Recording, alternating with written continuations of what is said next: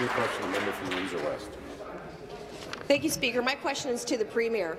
While this government sits idly by and makes excuses, the rising price of electricity continues to make life more difficult for our most vulnerable citizens. The downtown mission in Windsor used to serve about 1,100 people a month. Now they serve 800 a week. It seems this is the only business that expands as hydro prices soar.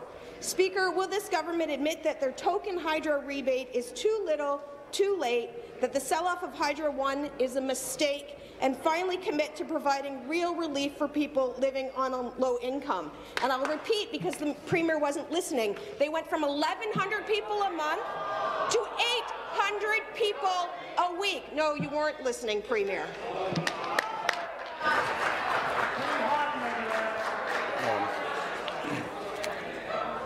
Just a reminder that you speak to the chair, please.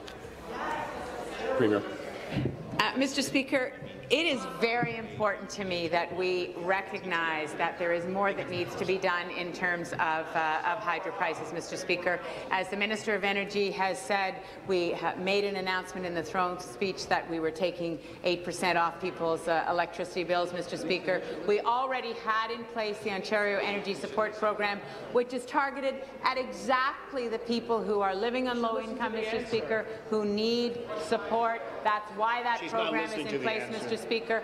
And as the Minister of Energy said, Hydro One is paying closer attention, Mr. Speaker. The fact that those 1,400 people who have been cut off have been reinstated, Mr. Speaker. The company is more attuned to what is going on in the community. But we know there's more to be done, Mr. Speaker, and we will continue to work to find solutions. And, Mr. Speaker, I can do more than one thing at a time.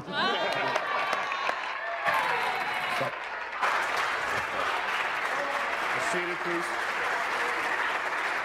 Be seated, please. Thank you.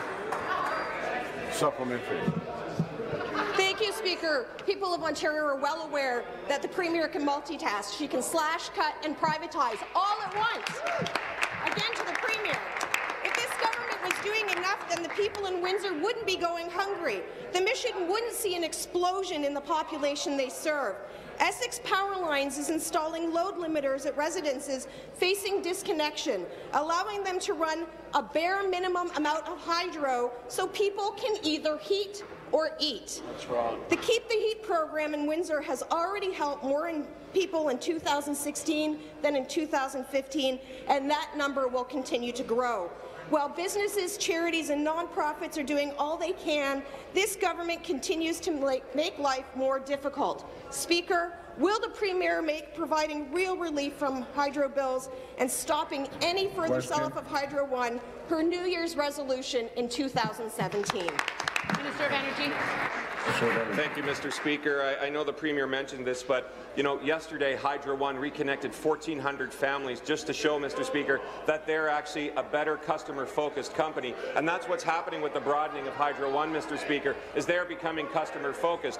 When it comes to disconnections, Mr. Speaker, you know what? We recognize that there's more to do, and that's why we put in Bill 27 to give the OEB more power to ban all disconnections, Mr. Speaker, in the winter months. But unfortunately, Mr. Speaker, it's sitting in front of committee because the opposition chooses not to act. They could have passed that, Mr. Speaker, with unanimous consent. We could have been making sure that that bill would have passed, Mr. Speaker, and we could have worked with the LDCs to have them implemented ASAP.